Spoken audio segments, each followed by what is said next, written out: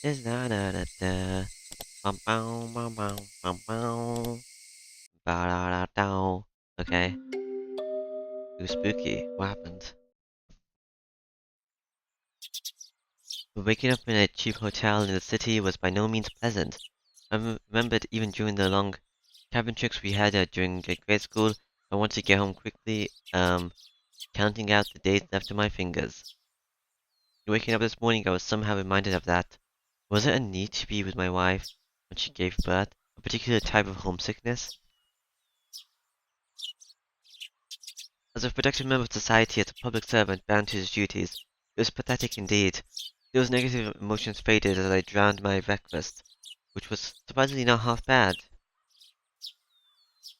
Downed. The meeting with the informant that Ushi had provided would be tonight. Until then, I couldn't just be lazing around. The Oniga-Ushi Defense Alliance was protesting the dam's construction in various ways. Included in this was a strategy for improving public relations, which could be categorized into two major forms, combative and peaceful. In regards to the former, as an attempt to keep law enforcement in check, they appealed to the public's sympathy by highlighting the oppressive and inhuman tactics of the police and the brutality of the riot squads. The latter peaceful route stressed how precious the natural surroundings of Himasawa was, seeking people who would oppose the dam on environmental grounds. As a part of that, the village of Himasawa had invited celebrated zoologists and botanists, as well as environmentalist groups, to advertise the nature surrounding the town. According to the news in recent years, there had been a group calling itself Himasawa uh, Nature Watching, setting up free sightseeing tours. I would have liked to have taken advantage of the opportunity, but when I called the village administration office, they responded that it was too late to put in an application for the tour, and they were still undecided as to when they would be doing another one. I see. So there's no application for next time. Too bad. Are you a member of an environmental group? Or maybe someone from a magazine? No, just privately. Privately, then you're a tourist? Something like that. It's my hobby to take pictures that display how beautiful nature can be. I read in a magazine that there were some precious natural reserves here, so I was looking forward to it. I knew there was an article that had something like that written here, but I hadn't actually read it. What is this? A ad-libbed lie not gonna work? However, contrary to my expectations, the person I was speaking to laughed happily. Wahahaha. Then come, the village is a little busy right now, but you're totally welcome here. Wahahaha. In that case, I'll graciously accept the offer, thank you. How are you getting around, car? If that's the case, could I ask you for your license plate number? No, there's no ulterior motives behind that. Wahahaha. That's probably related to the checkpoints they'd set up on the way to the village. If I didn't give them my license plate number, I'd most likely be hindered in various ways. I thought about using the car I'd borrowed from the preference, but I was lost on whether it was okay to tell them that plate number. If the only issued defense allowance was behind this incident, there's no guarantee that they wouldn't uh, be able to figure out who I was. I had to play it safe, and so I elected to refrain from using the car. No, actually, not using a car. It is a bus or something, I prefer that. We do have a bus, actually. The route is going to be disconnected soon, though. You can take that. It departs from Akinomiya Station. Thank you very much. I'll look out for it. When will you be coming? Is it your first time in Himazawa? If it is, you must be unsure about a lot of things. If you let me know, I can have someone show you around. No, I couldn't ask that much of you. Wah ha ha ha. Don't worry about it. That's just a little bit of a PR we do to protect nature around the village. Judging by what I saw at the checkpoint, the villagers were at the very least wary of outsiders. That's why in order to move in and out of the village freely, I had to travel with somebody like Uchi will side with the damn protesters. Having an interest in the natural environment surrounding the village tied into the peaceful type of PR the village was using. I was a bit against having a watchdog attached to me, but that might actually work out in my favor. The entire village was fired up about the damn protest, so I might be lucky enough to hear some especially candid opinions from the residents. Given that there was no real reason for me to refuse their offer, is it really alright? If so, that'll really help. After that, I was shown the bus schedule and directed to which bus I should get on. Somebody would come and meet me at the bus stop in the village. After showing me around a spot I would take an interest in, there was no doubt they would bring me to somewhere like an anti-dam information center. Then over a cup of tea they would try to indoctrinate me into accepting their principles and beliefs. While if that was their aim, there would be a lot of freebies involved. The world is a give and take after all. I couldn't be going in a suit. I pulled out some plain clothes out of my travel case and changed into something more casual. After that, after calming down by watching some local television, and I left the hotel and set out for Akinomiya Station. What were you wearing when you went into the hospital? Your police uniform? The bus route that I was told would be between disconnected suddenly didn't look that way. There was more than enough trips on the schedule, and the number of passengers was by no means sparse. It was the main link to Okinonomiya, the only town in this area. The type of passengers that stood out were older folk who didn't look like they could drive, and housewives who didn't seem like they had a license. If the area was submerged at the bottom of the lake, it wouldn't matter if there was a bus route. That's why I was going to be disconnected in the unnatural scheme of things. I could catch a glimpse of the government's intent in cutting off their means of transport to bully the village into emptying out sooner. It makes sense according to the documents. Talks between the Minister of Construction and the locals broke down quite early. The government decided from the start to take on an aggressive stance on the matter. It was like the fairy tale with the north wind and the sun trying to get the traveler to remove his coat. Even their bullying had meaning to it. The meaning was the reason why the illegal issued defense announced resistance to violence was because the government was doing unseemly things like that. I was someone who lived in Tokyo, so for a village or two out in the boonies like this to be submerged didn't seem like a big deal. But I guess for someone actually living here, it would be a vitally huge problem. The street would be disconnected on the XX of XX. Thank you for your patronage to this point. We look forward to your continued patronage on our other lines, XX Transportation. Gazing lazily at the notice of discontinued service posted inside the bus, I counted down the numbers of stops until the um desired one, my desired one. Along the way, we passed through the checkpoint before without stopping. They knew what time the bus was coming, so they had opened up the barricade ahead of time. From here on was entirely enemy territory. The palm had at some point become coated in a thin film of sweat. Now arriving at Ukata Waterworks. Are there any passengers departing? I hurriedly pressed the stop request button as the designated stop was announced. For none of the numerous passengers to be getting off here meant that it must be quite a remote place. In actuality, the stop I got off at was so abnormally run down that I could tell it was barely used. As soon as I stepped out, the intense atmosphere was completely different than the interior of the bus assailed my body. Right now, Uchi or Motada weren't besides me. That's right, at present I was alone in the middle of enemy territory. My adversaries probably thought I was just an ordinary tourist, but that was nothing more than a ruse. But if by mistake my identity was to be exposed, it brought back the terrifying word I had heard at the preference office, that if somebody was attacked in Himazawa with a knife, there wouldn't be any evidence left behind. I didn't seem suspicious, did I? My clothing was currently casual. It was exactly the type of clothing that a city stickler that viewed the countryside as a wholesome getaway would wear. A camera and a knapsack. Inside were various things needed for hiking. It was still only June, or maybe it was unusual, but the sun was shining down like it was already the middle of summer. The fact that I didn't bring a hat must seem odd. No, it wasn't something to be that concerned about. It's alright, I was just a normal tourist. Just normal.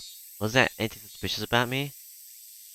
Asking that as I turned around to look at the bus that was departing. All the passengers by the window were staring down at me silently. They were staring right at me, as if they had seen right through my proud little outfit, just staring, looking down on me. Countless stairs rained down like needles on me, and the windows opened to the air at the bus. All that rained down were their stares. None of them were saying a word, but all the more, their silent stares told me more than a million words could. Hurry up and go back to Tokyo, you outsider. No, there's no reason for me to speak. My voice was drowned out by the sound of the engine. The bus, as if to torment me, set out slowly, and after doing more than enough to intimidate me, sped off. Right by bus. A thin film of sweat began to rise from my entire body. Hmm. Uh, According to the documents, it was a village that seemed wary of outsiders. Its population was small as well. If they saw an unfamiliar face, they would be quick to identify that face as an outsider. That's me, an outsider. On top of that, nobody else has been getting off at this stop. It was a bus stop that they normally just pass on by. Someone actually getting off here, there was no doubt that had drawn some attention. But this wasn't a slip-up. They were the ones who directed me to get off at this stop. There was nothing to worry about.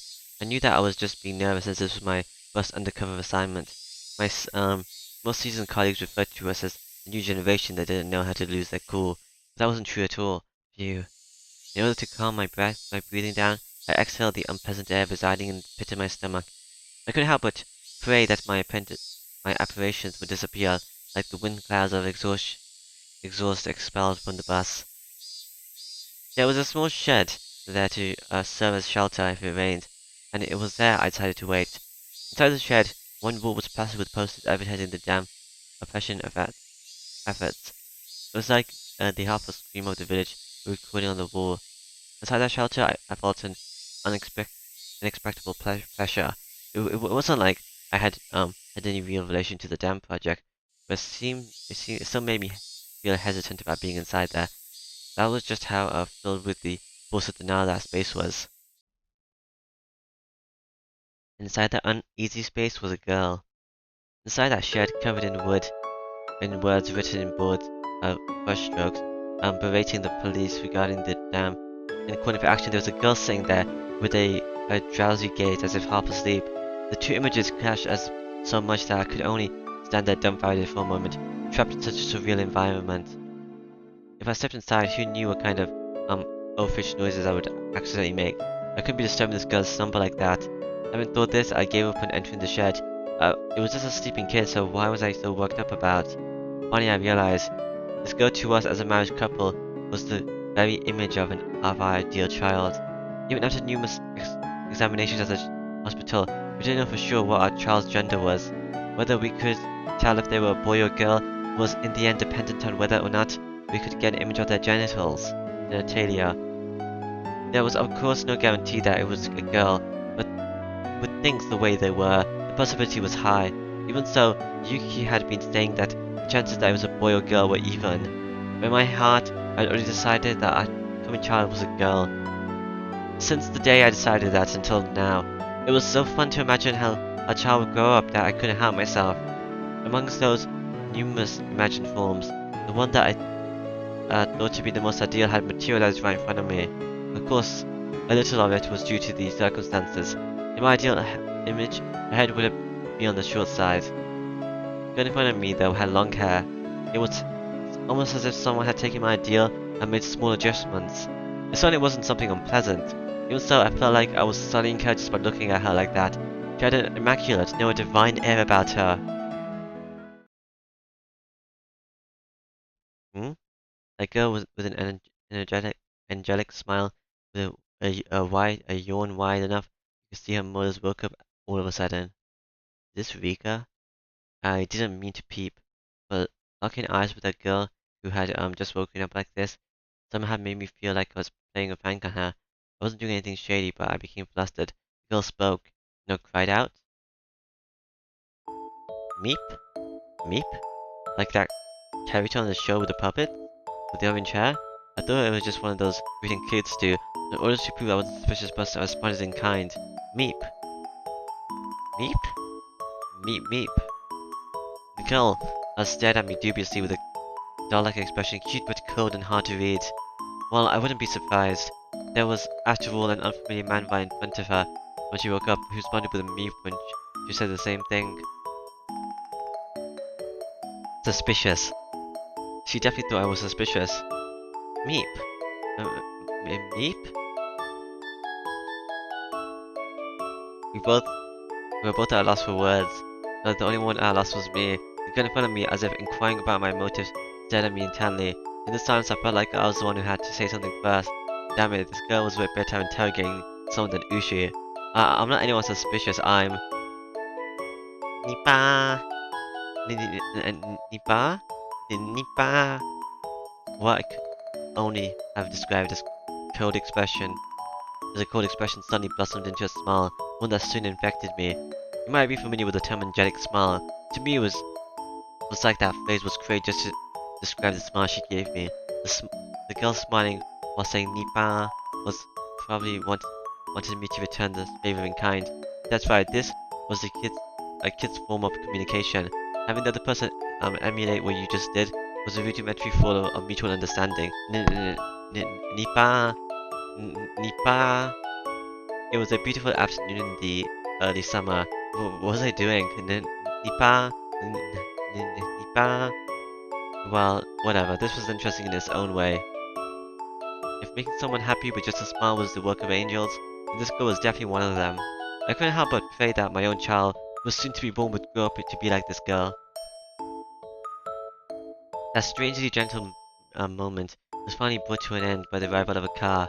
An older person waved at me from the driver's seat, a dry smile plastered on their face. Hi there, good afternoon. Sorry for being late. You're the tourist who phoned yesterday, right? Yeah. Sorry to keep you waiting. I'm running a little behind because of the farm. Hop right on in. It looks like the weather isn't going to hold up for much longer, so I'll show you around real quick. Weather? It changes fast around here. There'll probably be a evening shower again today. If that happens, you won't be able to take any pictures. Come on, get in. Meep? Turning around, the girl was standing right behind me with an intrigued expression.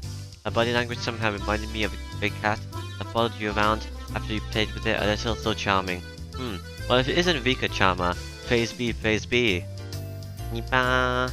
A girl named Rika with an immaculate smile and an old man facing her while rubbing her babies in his hands. It was a rather mysterious sight to behold. Are you going to work, Makino? It's not exactly work per se. I was asked by the mayor to show around a youngin who came into the village for some sightseeing. A youngin who came to the village for sightseeing? The girl Rika-chan said that with a smile as she clung onto my arm. Well, yeah, I heard that this village is surrounded by a precious natural reserve, so I very much wanted to record that with my camera. Even though I look like this, I really like to take pictures. Tommy Tack Mark II. Huh? Tommy Tack? Huh? Mikino, is it okay if I come along too?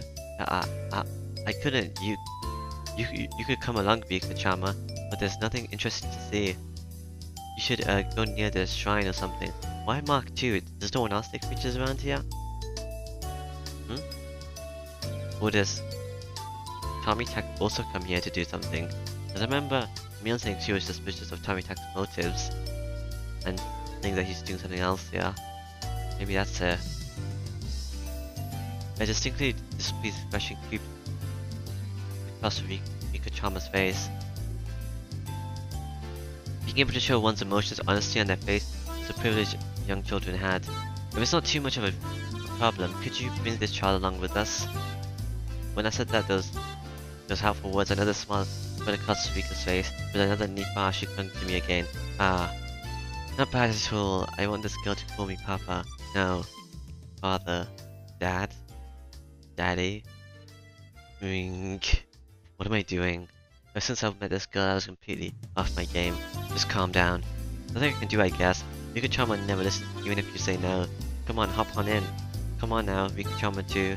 The young man descended from the driver's seat and opened up the sliding door of the van, which had Oniga Uchi Alliance Town Council's stenciled on the side. Rika-chama brushed me aside, drove into a seat and began bouncing around right away. It seemed like she was having a throat. She was solely enjoying the bouncy springs. Come on, Rika-chama. If you're like that, I guess can't sit down. Hey, Rika-chama. Girls are so nice. I wonder if my child will play around like this too. No. It was written in that guide to raising a child that you shouldn't go dust on them. Kids are kids if you don't raise them strictly without spoiling them. It's soft and springy. Nipa. I am definitely going to be a terrible father. It was decided that I'd be a darting parent before my child was even born. Well then, sir, I'll show you around some places that I think look nice. Have you eaten lunch yet? Yeah, I had a little light meal at the hotel. Is that so? Well then, let's get going. We're setting off on our tour of Himazawa. Yay! Is it alright if I call you Rika-chan? Sure, my name is Rika for Voodoo. I can only do additions in the 10 digits. Oh, is that true? That's amazing, haha.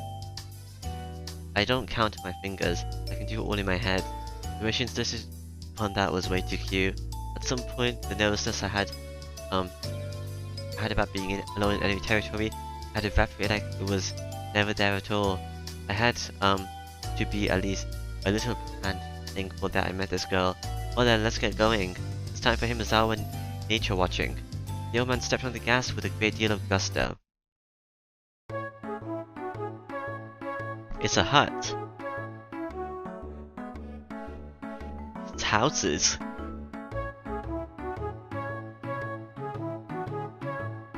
Wow, it's a mountain.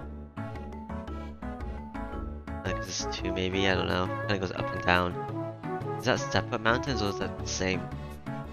I don't know. Wow, it's another mountain in the background and a long road. It's Kimiyashi's hut. Oh, it's Rika's house. No, Rina's house.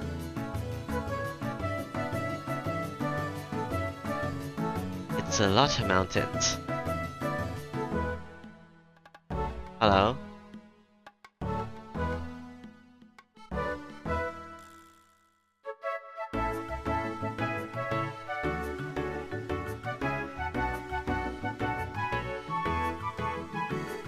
This one's new, a long road.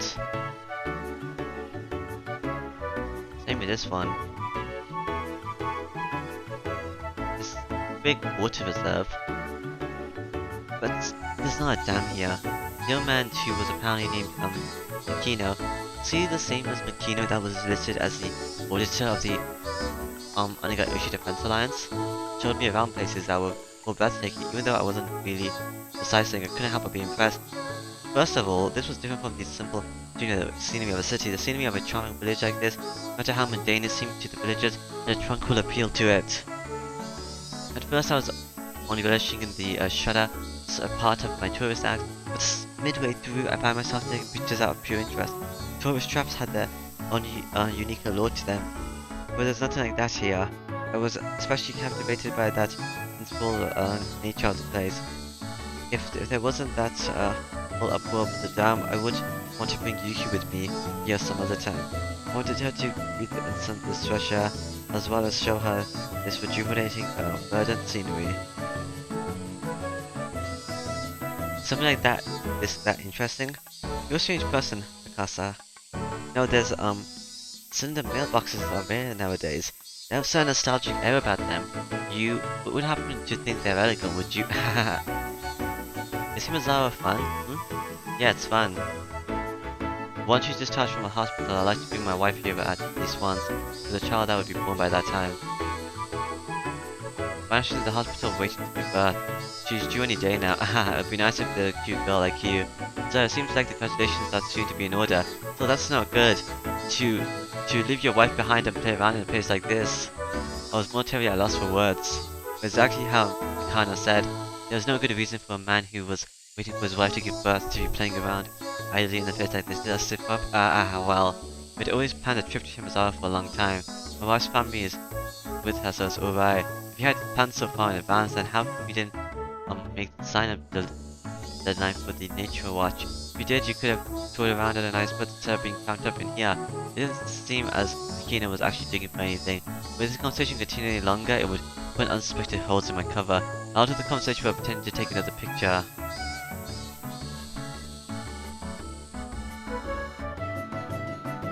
Well then, while last stop, I'll take you to the best place with the best view.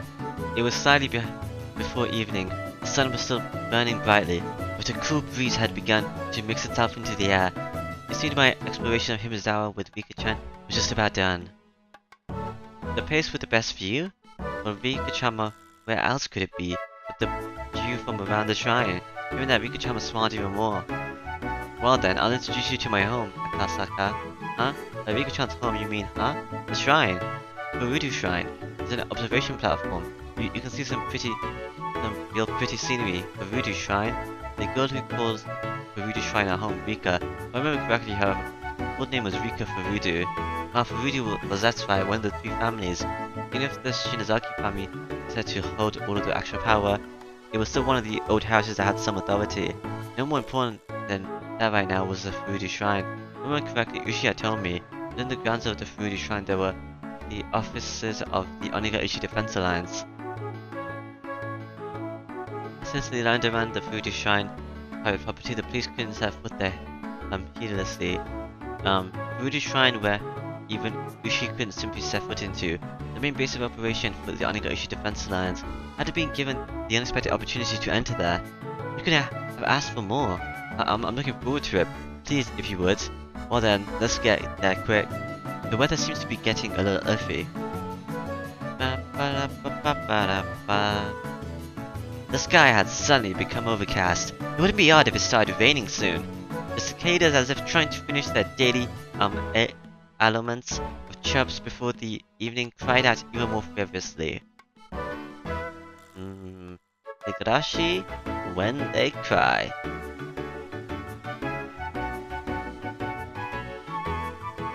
Snap. Snap, snap, snap, snap, snap, snap, snap, snap, snap, snap. The van stopped in the shrine's parking lot. Also parked there was numerous other vans with loudspeakers mounted on top of them, to act as makeshift propaganda vehicles. On the side of each vehicle was scorned, "The damn project must be demolished. Defend our homeland to the last. No Orishida Samazanga," or a slogan of a similar kind that gave the feeling that even without using loudspeakers there was enough to overwhelm any onlookers. Vertical banners were erected in various places. The contents of those banners were similar. They were all objections against the dam project or crude insults towards the government. There were horizontal banners, placards, and so on and so forth. It proclaimed that without a doubt this was the headquarters of Higurashi Defense Alliance. The Higurashi, however, this hectic place was also our home. "You've arrived. I'm home." Rika crawled over my lap and exited the vehicle first. Makino had noticed that I was looking at the protest banners. The shrine also has the office of the anti-dam movement. For you, this probably brings back memories of the anti-security treaty conflicts back in the day. Students' movements against governmental policies, movements that bordered on terrorist attacks were at one point commonplace, if only in order to garner global attention. Students holding out in the lecture halls and brawling with the riot squads that charged in. It was an age where wasting one's youth like that was widely considered a road to glory. It was slightly before my time. I'm not really an activist or anything. I studied without incident and graduated without incident. I don't really agree with the violence or occupations they use to protest the government's policies. Oh, you have quite the opinion there. If you have an opinion on policy, you vote for the candidates who share your view or enter the political world yourself and set your beliefs in a lawful manner. This is the foundation of democracy. I don't think that's something you should challenge with violence. For youngin, you have some fine beliefs. I saw that feeling reflected in Makino's gaze. At that moment, something tugged on my sleeve. I have no idea what Akasa is saying. Yuka-chan, feeling like she was the only one who didn't understand the conversation, had a look of displeasure on her face. The expression was so charming, I had to keep myself from grinning like an idiot. It's often said that a father wants to spoil his daughter rotten. I think I understood that feeling really well. Sorry, it was a little hard for Rika-chan to understand, wasn't it? Japan is a peaceful country, so you have to argue your point in a peaceful manner. You shouldn't resort to violence, in other words. No matter how much I explained to a girl who was just, boasting about being able to carry her digits over when adding things, probably wouldn't understand. It probably wasn't something to talk about in front of Rika-chan anyway. Oh, you make a different face. So then, Akasa, how do you think we should keep our village from being flooded by the dam? Even if I regretted my careless words, it was too late now. Here I was at the main headquarters of an organization telling them their way of doing things was illegal. Preaching that violence was not the answer. A complicated feeling had mixed itself in with the respect in Mikano's gaze. It was then I finally realized it wasn't that simple. There wasn't a soul who could argue that what I was saying wasn't correct. Using violence to get one's way, something that everyone knew you shouldn't be proud of. However, right now Himazawa was in a predicament that couldn't be overcome with peaceful means alone. The legality of the Himazawa Dam project, with the efforts of the various propaganda campaigns enacted by the Higurashi defense, plans was being called into question. If they further strengthened the campaign, they might be able to suspend or change the construction plans. But that was at most just a possibility. If the government proceeded with the construction as planned, it wouldn't um, be long before the place was at the bottom of a lake. If it wasn't for the unrealistic resistance of the residents of Himazawa, this place might actually have been underwater. We can't live anywhere else other than here. We can't live in the city. The words of this remarkably young girl were all too accurate, carrying with the screams of the hearts and minds of the residents of Himazawa. Of course, there was nothing I could say to respond to that. I couldn't respond to Makino and Rika-chan's every words with silence. I'm sorry. This isn't a problem that outsiders should take lightly. Just poke their nose into, isn't it? I apologize. Makino, unsure of how to respond to a reply for a while, could only laugh pointlessly. It's nothing that concerns guests that make their home somewhere else. If you enjoy it here, please tell all your friends that Himazawa is a wonderful place, please. If word spreads to dozens, maybe even hundreds of people, then that ridiculous plan to submerge this place at the foot of the dam will eventually fall apart. He followed that with a smile that said, "Please don't think much of it." Makana letting me not worry that much was really a stroke of good fortune. Becoming infatuated with the idea of making friends with a little girl had made me completely forget my aversion at being in enemy territory. Apprehension. Being reminded of this right before I was going to step foot into the headquarters might have been a good thing. If we had this exchange in the middle of their office, if there was a short-tempered youth in there, they might have come at me. Thinking of how extreme they were, in the worst case, my life could have been in danger. It seemed that I was looked quite despondent at the moment. I couldn't think he had said something wrong, I became flustered trying to think of a way to improve my mood. I was a little careless right now, I'm very sorry. No, don't worry about it that much. The slides you show me around the village were beautiful, wonderful places. I really do want to come here one more time. If this beautiful village is going to be submerged at the bottom of the lake, I can understand why you would fight so desperately. I had somehow managed to use my despondent look to change the topic in my favor. After a bit, Meccano had returned to his usual high spirits. It seemed uh, he believed I completely sympathized with his point of view. Now, let's leave the talk at that for now. There's a place around here with a really good view, really great view. And let's go, Akasa. Rika-chan, seemingly happy to be free from all the boring and gloomy idle talk, bounded up the stone steps. Bounded up. There's no real reason to need to run, but in order to catch up with her, also died up the steps. There were several tents belonging to the town council erected on the shrine grounds. Inside the tents were several folding tables and chairs, and a number of the older town council members were livening things up with chit-chat. They weren't saying anything incendiary like "Damn project must be destroyed." It was just some relaxed idle chit-chat between local geezers. The normal sort of calming scenery. At the entrance of a shed that looked like a meeting place, there was a large shrine erected with the Higurashi Defense Line's headquarters written in broad brushstrokes. That was their base of operation. To be honest, it was a bit of a letdown. If you ask what I had been imagining, this is a bit embarrassing, but I had thought it would be something much more dramatic, with barbed wire, fences, and barricades. My first impression of this place, though, was completely different from that. It looked like a simple, backwater town hall. It didn't look like anything other than exactly that. The other folks who were chatting had noticed Rika-chan's presence. Well, if it isn't Rika-chama, it's time for little kids to head on home. This is my home. The other folks guffed since she wasn't wrong. From that exchange, I could tell that this Rika Furuji girl was loved by everyone. Mikano-san, who's that? Torusu phoned?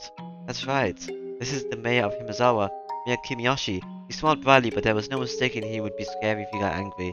By the looks of things, this old man was the president of the Onigashi Defense Alliance, none other than Kimiyoshi, Kinchiro Kimiyoshi himself. Welcome to Himizawa. What do you think? It's quite a relaxing place, isn't it? Yeah, I was able to appreciate a multitude of beautiful places throughout the whole day. I'm thankful for being granted this rare opportunity. Hmm? Even though you're one of those youngins, you're quite a gentleman. Hmm? Um, uh, Kichio, I wanted to show Akasaka a cool place. Thinking that the formalities between myself and the mayor had gone on for too long, Rika-chan butted into the conversation. I heard you call the mayor by his first name. I felt it was a little strange, but none of the villagers seemed to mind. A girl of the Furudi household, one of the three families, she was probably different than the average villager. Akasaka over here. Rika-chan tugged on my sleeve. Not resisting, I allowed myself to be pulled over, and waiting for me was a magnificent view.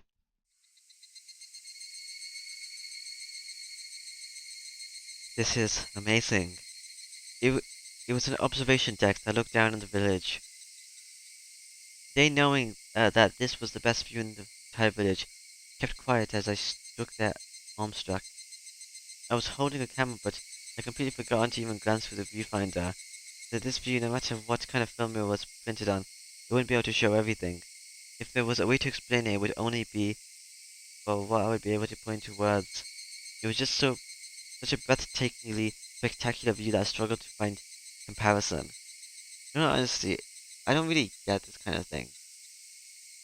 Like, what makes a view good and breathtaking? Like, sure, some of them are like big expanses or whatever, but is is that a good thing? I don't really know. It was just yeah, okay. For a while I was left awestruck. I could only stand there in wonder. A cool breeze helped abate the heat rushing through my body. That comfortable sensation also left me speechless. Rika-chan, Cham, who had been holding onto my sleeve the entire time, spoke. This is my favorite spot. As she said, she showed me another adorable smile. Her smile seemed to be very fleeting. If you ask why, that was because the view from her favorite spot would eventually be submerged under the deep green water of the dam reserve. Green? They need to clean it out. I just can't believe that this village is going to end up at the bottom of the lake. I said it quietly so only Rika-chan could hear it. I regretted it as soon as I did, but those words were too cruel. But Rika-chan didn't let them cast a cloud on her expression. In fact, she replied with a smile. It won't sink. The dam project will definitely go away. It was just a little girl to say. It was just like a little girl to say that, but there was no bias with saying so. It was just her wish. Akasa-kan, do you think this village will be submerged? It's not that I want it to be. I knew how important the dam was. I knew that was necessary. I just didn't want to recognize the sacrifices that would be made. I agreed with the dam project in general, but didn't agree with some of the details. But if it meant that this girl's beloved scenery wouldn't be taken away from her, I might be able to object to the dam. I might be able to ignore the interests of the nation, the development of Japan, all for the sake of one girl's smile. I'm not really much of a humanist anyway, but how sentimental of me. It won't be submerged because the dam project will soon go away. Her words weren't just hopes and dreams, but were seasoned with a hint of resolve, as if she was talking about an unchangeable, a predetermined outcome, as surely as the sun rising in the east. He'll be gone soon. Wanting to ask her why she believed that, I turned around. Yes, it'll be gone. What makes you say that? Well, you see, she seemed too unresponsive, but as though unable to find the right words, she swallowed back what she was about to say. Regardless of what Osaka does, the dam project will end this year. It's already been decided. That was a lie. If something like that had already been decided, then the Onigashi Defense Alliance would have no reason to continue existing. From my point of view, it was like they were doing, nothing more than throwing themselves into an endless battle. If they knew the dam project was cancelled, they would be much more relaxed around here. This village, though, could hardly be called relaxed. For evidence of that, I just had to remember how charged the atmosphere was at the checkpoint or at the bus stop. The villagers, with their misplaced resolve, were still fighting. And this girl, even knowing the villagers' grim resolve, had already declared their victory. The villagers throwing themselves into this endless war, and this optimistic girl who said they've already won. The contrast was somehow strange. Why do you think that? If you know something that makes me be that confident, could you tell me? Rikita said silent for a while, seemingly choosing what to say. Because, because, she looked like she was lost on whether she should continue or not, as if she was just troubled on whether it was okay for her to say that kind of expression. It's already been decided, there's no other way to say it. It's already been decided, huh? It really is just like a girl to say something like that. I couldn't believe it was actually true. She was the only one saying such things with such confidence. My real mission that I'd forgotten about during the fun-filled day resurfaced at the back of my mind. The kidnapping of the minister's grandson. Had the unnegotiated defense kidnapped the minister's grandson and already succeeded in the negotiations like the cancellation of the dumb project? Did Kimiyoshi actually already know that I was just playing dumb? Was that what the girl was really telling me? Akasaka, the girl called out my name all of a sudden. What is it? Go back to Tokyo. Oh, that's what I thought the people on the bus were saying. Huh? I wasn't only surprised at the sudden command. Ever since I came to this village, I never had once mentioned I was from Tokyo. But based on my accent, she might have been able to guess where I was from. What was I getting so worked up about? It was probably the sudden change in her demeanor. You should definitely go back to Tokyo right away. If not, you will woefully regret it. The girl had been holding my sleeve the entire time.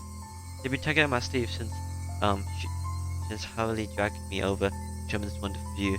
But this was the adorable Vika-chan that I spent the entire day with. There's no way she could have been replaced with a doppelganger when I wasn't looking. She'd been holding onto my sleeve this entire time, but somehow this girl is someone other than Rika-chan. She looked like Rika-chan, but she wasn't. She was some girl I'd never met before. That girl had told me in a different voice that I would eventually regret coming to this village from the bottom of my heart. That would be an incredibly pathetic thing to see, so I thought I'd warn you right now. Why would I come to regret it? Stop whining. I couldn't believe that I was hearing such cold words coming from Rika-chan's mouth. I just couldn't believe it. Was someone impersonating her, using a ventriloquism or something? Thinking that, I wanted to take a look around, but the girl's gaze had me pinned down, making me unable to move. When you tried crossing the road, when the don't walk sign was up, did your parents finish explaining why it was dangerous before pulling you back to the sidewalk? They'd pull you right away, wouldn't they? They they would pull you before explaining why it was dangerous, wouldn't they? In other words, it's something like that. The girl that spent time with Riku Furuta would not speak like that. She would speak with a cuteness befitting of age, with brief childlike remarks expressing her emotions honestly. She definitely wouldn't speak with such pointed words. I've warned you. Don't get the wrong idea. It's not like I'm saying this because I hate you. You don't need to tell someone who's better off dead that they're in danger. Who are you? You're not Rika-chan. Hmm? What was that smug face? As soon as I accused her of being Rika-chan, she let out a strange quiet giggle. It was not a laugh befitting a child of her age. It's like she's possessed by something. The change was just total and complete. Was Rika-chan being attacked by some terrifying phenomenon? That cult idea came to mind again, without any sort of hesitation. Rika-chan is acting strange. Somebody help. Thinking that I'd shouted that, I turned to where the mayor was. I immediately realized that he was looking at us with a smile. That's right, to him it looked like nothing more than Rika-chan and me fooling around. He didn't notice that there was something terrifying happening to her. Akasaka is such a coward. The girl had obviously grasped that I was afraid. Noticing that and calling me a coward, she laughed at me again. The crackling girl approached me in a strange manner, while still laughing, lost her balance and fell flat on her face. Yuki-chan fell down. If it was just a while before, I would have extended a hand out to help her without hesitation, but now extending a hand to this ominous girl who looked like Riku-chan, but must have required a bit more courage than I had at the moment. Meep? The girl cried out thus. She then squirmed upright and dusted herself off. Afterwards she looked around restlessly as a blank expression crept over her face. You've got to be kidding me. Was she making fun of me? That way of acting. It was as though after being possessed she had lost her memories of what happened. You're joking, right, Riku-chan? Meep? I don't know if Riku-chan had heard me or not. She just cried out like that as if crushing herself. Hey, mister, Riku-chan too. Tea's ready. There's some snacks, so please come and have some. An old lady wearing a smock was waving energetically from the entrance of the office. Hearing that there were snacks, Rika-chan's expression changed. Yay! A carefree smile. That was a familiar smile, the one that belonged to the embodiment of my ideal daughter. Any hint of that creepy girl that was just here, spouting sinister words had vanished. Come on, Rika-chama, wash your hands first. There aren't any, manjus here for dirty hands. Manjus, okay? Is that what you're eating? I'll wash them good. I'll wash them real good. Meep. Rika-chan responded with vigor, running up to the washing station that was alongside the office. He stopped halfway, turning around to call to me. If Asaka doesn't hurry up, I'll eat his share of manju too. They're steaming fresh. People who don't wash their hands aren't allowed to eat any manju. No matter how you look at it, that was Rika-chan. Those words, and the way she said them, no matter how you heard of them, they were definitely Rika-chan's. Come on now, mister. You're the adult here, so show her how it's done. The old lady urged me to wash my hands. Without any resistance, I lined up beside Rika-chan at the wash station. Splish splash. I said that Rika-chan intended on washing her hands properly, like she had properly learned at school. Meep? Did I do something wrong? By wrong you mean how I'm washing my hands. I only got 4 gold stickers for it. Probably bad at washing my hands. You're not doing anything wrong. If you're washing them carefully, that's more than enough. But it's not, Asaka. If you don't use a brush and clean out the dirt under your fingernails, you won't get a gold sticker. Rika-chan, you're very diligent. That's something to be proud of. Nippon, I was praised by Asaka. No matter how you looked at it, it was Rika-chan. There was no trace of that girl from before. Lucky, what was that sinister girl? Rika-chan, what was the meaning of what just happened? Just now you told me to go back to Tokyo, didn't you? Did I say that? I was at a loss for words. She didn't remember what the girl had said just now. And I could ever believe something as occult as that could happen.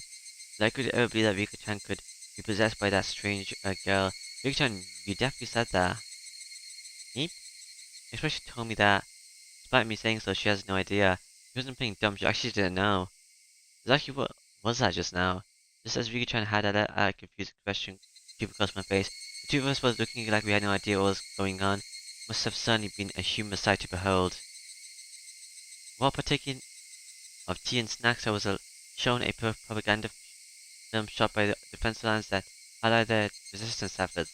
Older folks talked passionately on how long and grueling the fight against the dam project was, but they fell on deaf ears. I was transfixed by Rika-chan, who had heard those stories countless times before and was nodding off. Eventually Rika-chan noticed I was staring at her and smiled as she rubbed her eyes. The smile was Rika-chan's after all, and there was no hint of that sinister shadow.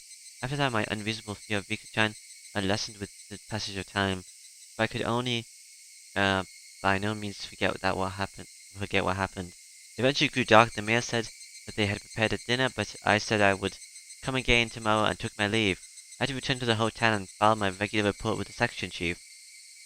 They haven't tapped the phone call? I see. Well then, please come back again tomorrow. If you phone, we'll send someone to pick up right away. I appreciate your hospitality. I'll probably come again and enjoy myself tomorrow. I don't know if tapping phone calls actually works. Like, maybe they have like a middleman in the middle. Like you have to call an operator and then they record your voice through there. Like it could be that kind of thing. Or you can just, I don't know how phone calls work actually. How do they know who you're supposed to call? They probably like an ID thing you need to send off. So maybe they always have your ID monitored so they know everything you're saying. I don't know. I'll probably come again and enjoy myself tomorrow. Yes, please do. Oh, maybe it's like a recording device inside the phone itself. So, they could hear everything you're saying, and they also know everything that's being sent off to you, like everything you could hear. Rika-chan has taken a big liking to you. Asaka, are you coming in tomorrow? I finish, after 5th period, so if you could come at around 3 o'clock, that would make me happy. Please come again. That pure smile urged me to do so. There wasn't a trace of that evil aura. Depending on what had happened next, or that might end up being nothing more than a hallucination.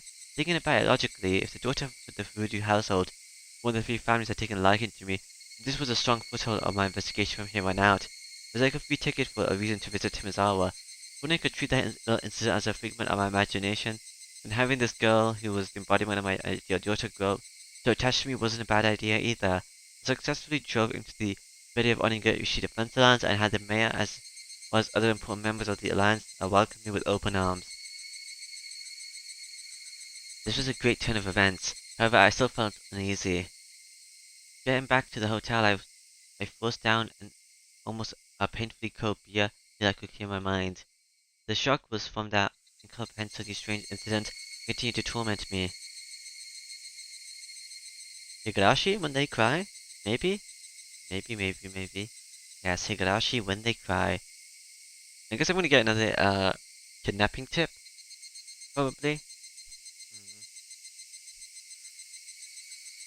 Going smoothly, why like rainy days? Barley tea and black tea and a milestone. Achievement. Going smoothly. What's going smoothly? It's going smoothly is Mion. And the next one. The sound of the car grew closer and followed by the sound of it braking and the engine cut out. At that moment his up and until lackluster footsteps grew decisive as the man in the room dashed up to the wall beside the window and carefully peered outside. It's his comrade's car. I think this is the kidnapping one. Even so, he didn't relax his guard. Eventually, the sound of the footsteps approached the door. Thump, thump, thump, thump, thump, thump. It was the passcode. Well, I'm back. Open the door already. Ah, you must be tired. I'm opening it now. After the locks were undone and the door opened, a man appeared in his arms laden with worn plastic grocery bags. The bags in his hand had 7 markings written on them, with bread and milk cartons able to be grouped within. The contents of those bags were then spread out over a sheet on the floor. I bought... Why is there like a whatever? I bought some cup noodles, so because there's no tea, I see. So go boil some water. What's the kid doing? He's been sleeping the entire time. Thank God he's not causing any trouble.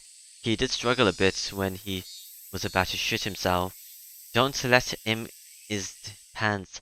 I'd stuck if it started smelling like an outhouse in here. Yeah, I know. Check the gag every now and then. We don't want it to get loose, so keep it tight. Tight. But not so tight that it stopped breathing.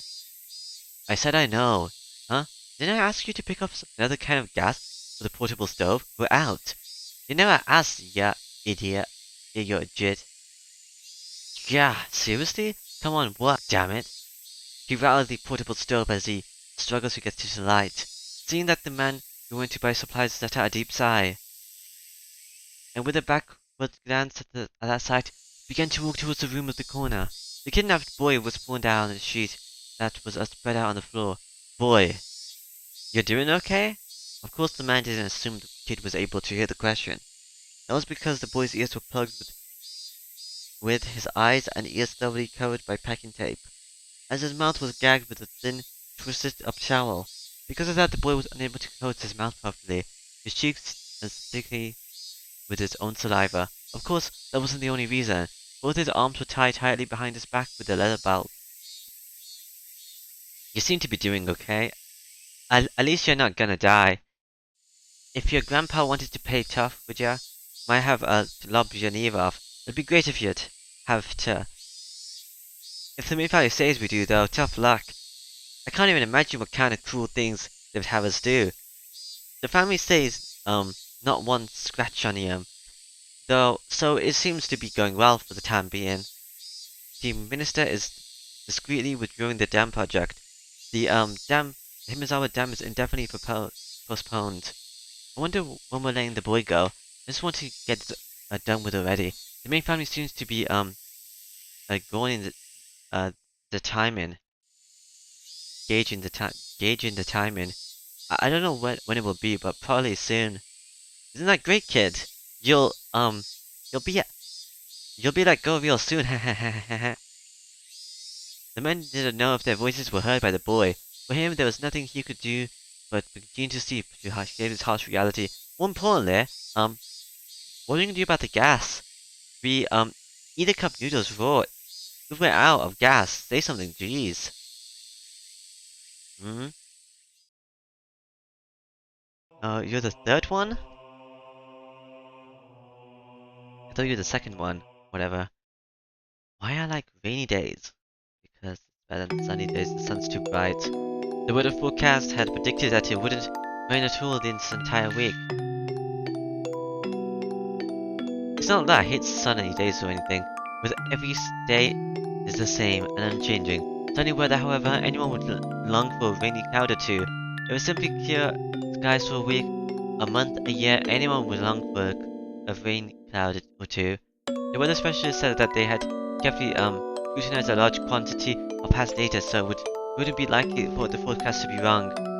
I knew as much, but even then there was occasionally a day where I was hoping that it would be wrong. As I stared up into the clear blue sky, was I being mischievous and hoping so? I waited and waited, feeling almost suffocated by the booming blue sky, undisturbed by a single cloud.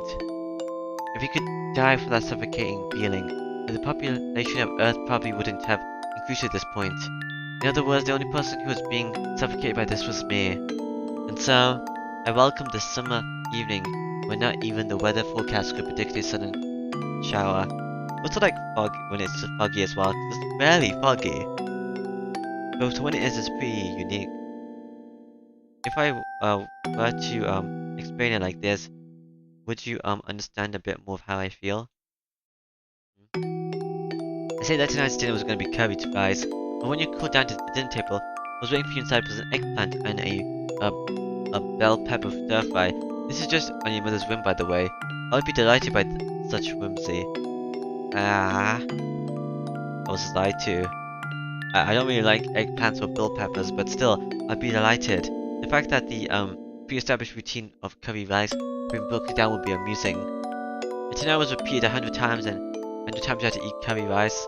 Yet for just one night that was changed to an eggplant and bell pepper stir fry. There's no way you can enjoy that chance happening.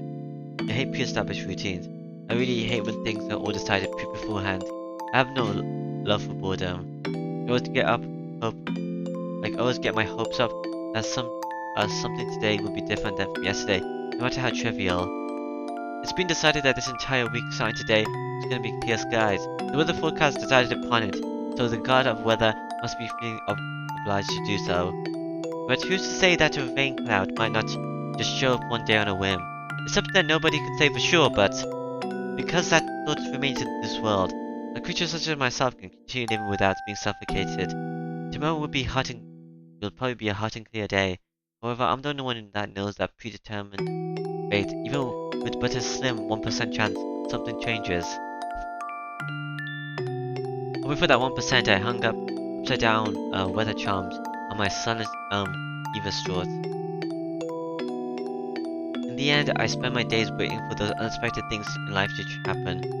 I pondered why I was hoping for it, why I was hoping for a rain cloud. The answer was simple. I had had my fill of clear skies. Then why was I hoping for a rain cloud? The answer was simple. The fact that it was going to be sunny tomorrow was boring. So why was I hoping for a rain cloud? In the end, it didn't matter whether it was rain or shine tomorrow. Basically, it was just that the rain would water my heart, which would wither from boredom. That's why, rather than a TV drama where the plot's already been decided, I prefer to look up at the sky. Yeah, the sun is really boring. Everything else is just better. Barely snows either. Your blood pressure has improved, but you two recover this quickly at your age. I'm rather impressed. Is this Oreo? Yeah, okay. At this rate, you'll be sticking after a couple hundred years, Oreo-san. The young doctor in his medical coat said that as he undid the blood pressure cuff from the arm and of the woman tucked away in her futon. You're a very good physician, Dr. Irie. If your persistent old fart like me doesn't hurry up and die, I'll just be in the way of you young folk. Ha ha ha ha ha ha. The old lady Oreo laughed faintly, with a broad smile on her face, then turned towards the sliding door. She called out in a strong voice, "Is Shimoko-san or Teiko-san there? Bring some tea for Dr. Irie." The sound of rushed footsteps from the hallway drew closer, to find the door stood open smoothly. What I revealed was a young girl. You look like the old lady's granddaughter. Mian, hello, I saw you from the thingy, the thumbnail. Shimako, we already left for today. Do you need something? Mian, make some barley tea for Dr. Ivy. Okay, got it. Do you want some too, Granny? Or want black tea? Would black tea be better? Want lots of milk and sugar? I'll measure it out myself, so you don't have to put any in. Hmm? How's it black tea if you have milk in it? Just bring the sugar jar and some milk with you. Bring the tea. KK. The girl named Mion, after giving a rather uninterested response to a taskmaster of a grandmother, returned to the hallway. Pour the doctor's tea in the cups for the guests. And make sure you bring a coaster too. Also, make sure you dry the outside of the glasses, okay? Yeah. You're such a fussy pants. A tired voice wafted a reply from down the hall. The apathetic tone of voice was far from unusual. The old lady let her wiry smile slip across her face. Oh, jeez, I skipped that.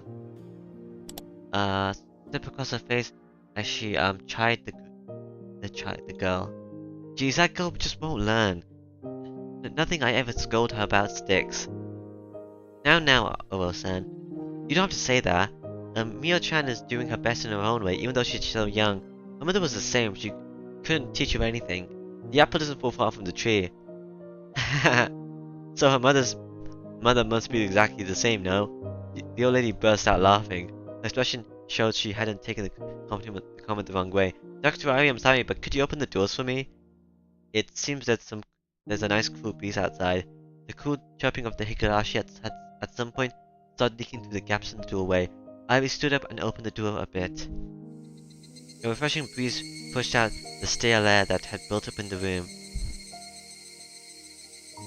It's gone fairly hot during the day, but the evenings are still rather cool, aren't they? It was almost downright chilling last night. Yeah. Those types of mornings and evenings are another one of Himizawa's fine points. Ivy replied with a smile as he returned to sit on the cushion beside the old lady. And the two of them, for a little while, soaked in the voices of the Higurashi. I'm going to try to live up to 100. Until the business of the dam is properly finished, I ain't kicking the bucket just yet. To get the government to withdraw a decision, they've already made it. It's a fairly difficult thing to do. The way this country does things is like turning a milestone. A heavy one at that. A milestone. Don't you know? A milestone. Ivy quickly affirmed that of course he knew what the old lady was talking about, but he knew well that Oreo didn't like having her stories interrupted. The milestone see can grind anything to a pulp. It's rather impressive, but you see, it doesn't turn that easy because it's a rather heavy milestone. Lots of people have to work in unison to get it to even budge. Is that kind of milestone? Um, Ivy pushed his lips, listened quietly to what she was saying. Eventually, Mion returned with some tea laid out on a tray. Seeing that Oreo was talking and in a good mood, she quietly kneeled down and laid out the set for the barley and black tea carefully enough to interrupt. That's why when it's get going, it's not that easy to stop. It takes the most effort to make it right before it starts turning. Everyone hates that, though. Everyone keeps pushing it along without rest. You're talking about the friction, right? The friction, right? I get what you're saying. So in other words, if there's some sort of mistakes and the milestone suddenly stops turning, to get it turning again takes a great deal of power, more or less. Certainly, to get a project that's been suspended going again takes quite a lot of work. It's a milestone that isn't easily stopped, but once it's stopped, it'll never turn again. So, these background pictures are all taken, right? So, did like the original guy, take all the pictures all at once, or did he make multiple trips every single time there's a new chapter? I don't know. It will never turn again. It's that kind of milestone. It'd be nice if there was a way to get that milestone to stop, wouldn't it? And Ivy responded with that. Mian and the old lady suddenly sunk into silence. Ivy, instinctively thinking he had said something wrong, searched in a small panic for the words to correct himself. But that sentence wasn't the result of rude words. But what crept across the Mian and the old lady's face were conspicuous smiles. The atmosphere surrounding Ivy suddenly froze, leaving him flabbergasted. Thinking that the scornful smiles spreading across both their faces was the result of some mistake of his, he could only grow afraid. They're gonna laugh? Yeah, okay. It hadn't been that long at all since he was suddenly enveloped by sadness. Unable to stand it, Dr. Ivy couldn't let out a weak laugh. Oh, that's your laugh. Ivy's laugh eventually spread on to Mian and the old lady. Not know exactly what they were laughing about at all. The laughter left a chilling, lingering chill. The only ones not laughing were the Higurashi, who continued their simple and unchanging chorus.